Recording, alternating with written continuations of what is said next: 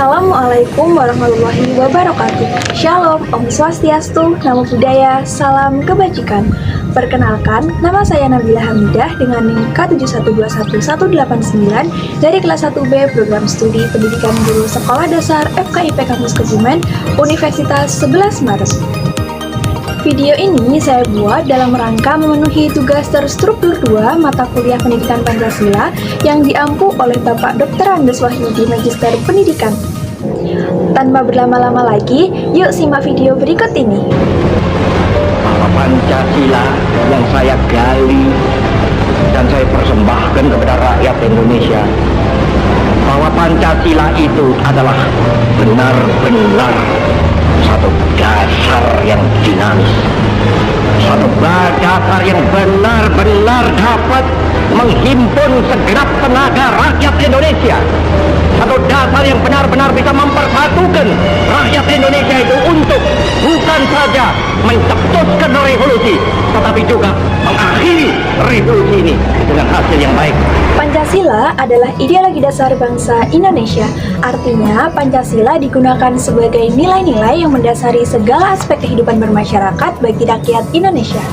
Pancasila terdiri dari 5 sendi utama. Nah, pastinya teman-teman udah pada hafal semua nih ke-5 sendi utama Pancasila.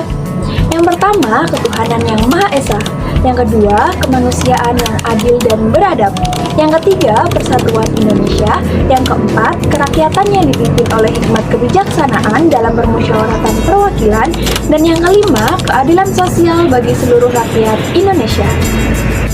Pancasila yang lahir pada tanggal 1 Juni tahun 1945 ini resmi ditetapkan sebagai dasar negara Indonesia dan masih terus digunakan hingga saat ini.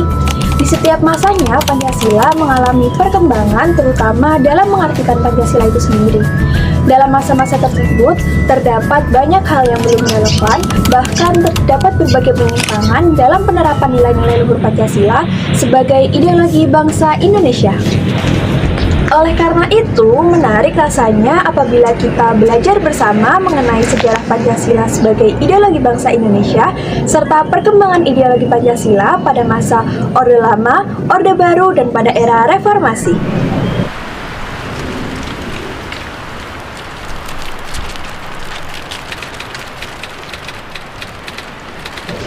Secara luas, pengertian Pancasila sebagai ideologi negara Indonesia merupakan visi atau arah dari penyelenggaraan kehidupan berbangsa dan bernegara di Indonesia, yaitu terwujudnya kehidupan yang menjunjung tinggi ketuhanan, nilai kemanusiaan, kesadaran akan kesatuan, berkerakyatan, serta menjunjung tinggi nilai keadilan.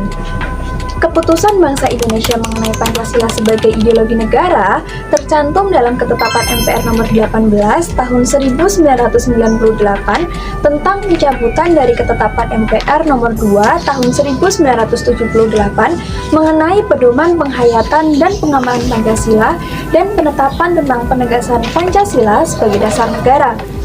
Pada pasal 1 Ketetapan MPR tersebut menyatakan bahwa Pancasila sebagaimana dimaksud dalam pembukaan Undang-Undang Dasar tahun 1945 adalah dasar negara dari Negara Kesatuan Republik Indonesia yang harus dilaksanakan secara konsisten dalam kehidupan bernegara. Dari ketetapan MPR tersebut dapat diketahui bahwa di Indonesia, kedudukan Pancasila selain sebagai dasar negara adalah sebagai ideologi negara. Pancasila sebagai ideologi negara yang berarti sebagai cita-cita bernegara dan sarana yang mempersatukan masyarakat perlu perwujudan yang konkret dan operasional aplikatif sehingga tidak hanya dijadikan sebagai slogan belaka. Dalam ketetapan MPR tersebut juga dinyatakan bahwa Pancasila perlu diamalkan dalam bentuk pelaksanaan yang konsisten dalam kehidupan bernegara. Pada masa Orde Lama, yaitu pada masa kekuasaan Presiden Soekarno, Pancasila mengalami ideologisasi. Artinya, Pancasila berusaha untuk dibangun dan dijadikan sebagai keyakinan serta kepribadian bangsa Indonesia. Pada masa ini, Pancasila dipahami berdasarkan paradigma yang berkembang pada situasi dunia yang ketika itu diliputi oleh kekacauan dan kondisi sosial budaya yang sedang berada dalam suasana transisional dari masyarakat terjajah menjadi masyarakat merdeka. Masa ini merupakan masa pencarian bentuk implementasi Pancasila, terutama dalam sistem kenegaraan. Maka dari itu, Pancasila diimplementasikan dalam bentuk yang berbeda-beda. Pada periode tahun 1945 sampai dengan 1950, nilai persatuan dan kesatuan rakyat Indonesia masih tinggi disebabkan karena menghadapi Belanda yang masih ingin mempertahankan daerah jajahannya di Indonesia.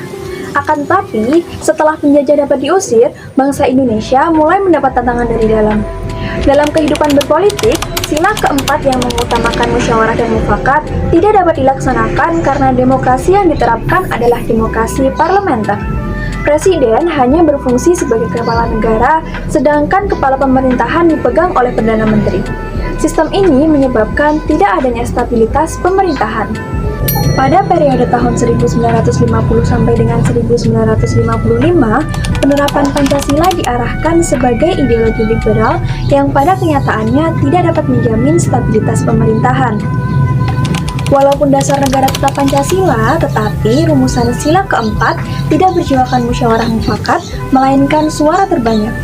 Sistem pemerintahannya yang liberal lebih menekankan kepada hak-hak individual. Pada periode ini, persatuan dan kesatuan bangsa mendapat tantangan yang berat dengan munculnya pemberontakan-pemberontakan yang dilakukan oleh RMS, PRRI, dan Permesta yang ingin melepaskan diri dari NKRI. Pada periode tahun 1956 sampai dengan 1965 dikenal sebagai demokrasi terpimpin. Akan tetapi, demokrasi justru tidak berada pada kekuasaan rakyat yang merupakan amanah dari nilai-nilai Pancasila. Pada saat itu, kepemimpinan berada pada kekuasaan pribadi Presiden Soekarno melalui dekret Presiden. Oleh karena itu, terjadilah berbagai penyimpangan penafsiran terhadap Pancasila dalam konstitusi. Akibatnya, Presiden Soekarno menjadi presiden yang otoriter dan mengangkat dirinya menjadi presiden dengan masa jabatan seumur hidup. Selain itu, terjadinya politik konfrontasi karena digabungkannya nasionalis, agama, dan komunis yang ternyata tidak cocok dengan konsep negara Indonesia. Terbukti bahwa pada masa ini adanya kemerosotan moral di masyarakat yang tidak lagi hidup bersendikan nilai-nilai Pancasila serta berusaha untuk menggantikan Pancasila dengan ideologi lain.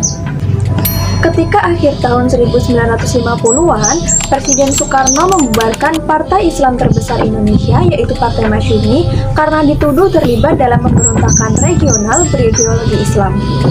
Kepentingan-kepentingan politis dan ideologis yang saling berlawanan antara Presiden Soekarno, militer, Partai Komunis Indonesia, serta kelompok Islam telah menimbulkan struktur politik yang sangat labil pada awal tahun 1960-an.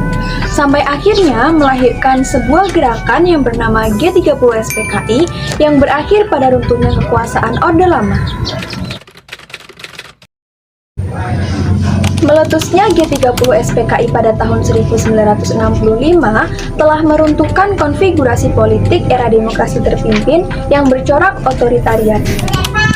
Tarik-menarik antara Soekarno, militer, dan PKI pada era demokrasi terpimpin mencapai titik puncaknya pada bulan September tahun 1965 menyusul kudeta PKI yang gagal yang kemudian dikenal sebagai G30 SPKI. Setelah kudeta yang gagal itu, kekuasaan Soekarno dan PKI merosot tajam.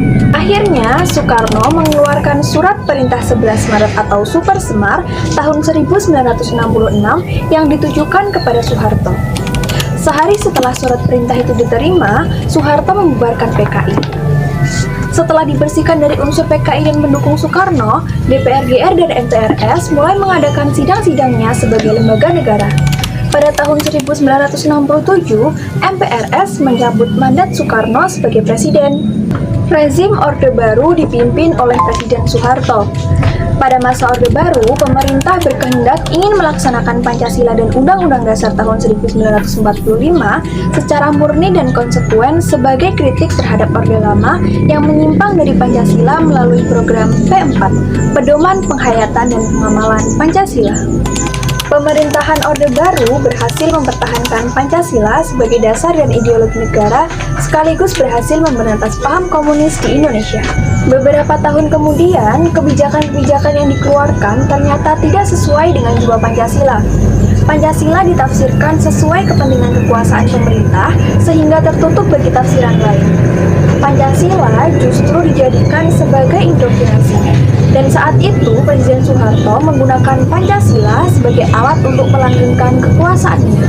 Pada masa pemerintahan Orde Baru terjadi banyak sekali penyelewengan yang dilakukan.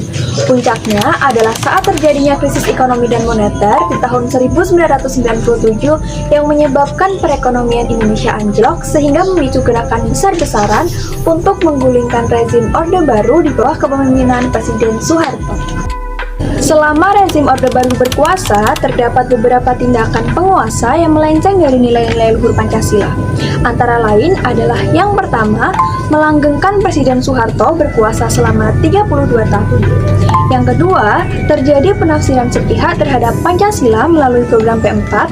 Yang ketiga, adanya penindasan ideologis sehingga orang-orang yang mempunyai gagasan kreatif dan kritis menjadi takut bersuara.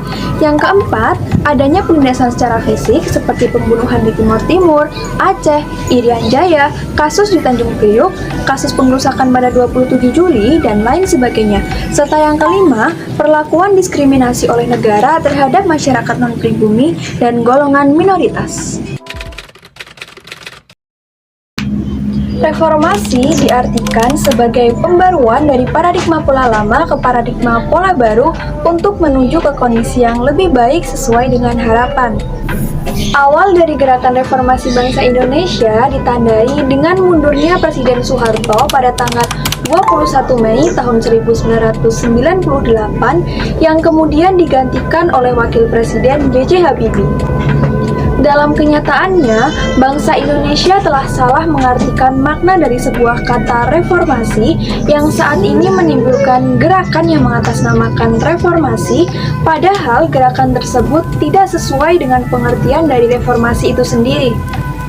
Contohnya, saat masyarakat hanya bisa menuntut dengan melakukan aksi-aksi anarkis yang pada akhirnya terjadilah pengrusakan fasilitas umum sehingga menimbulkan korban yang tidak bersalah.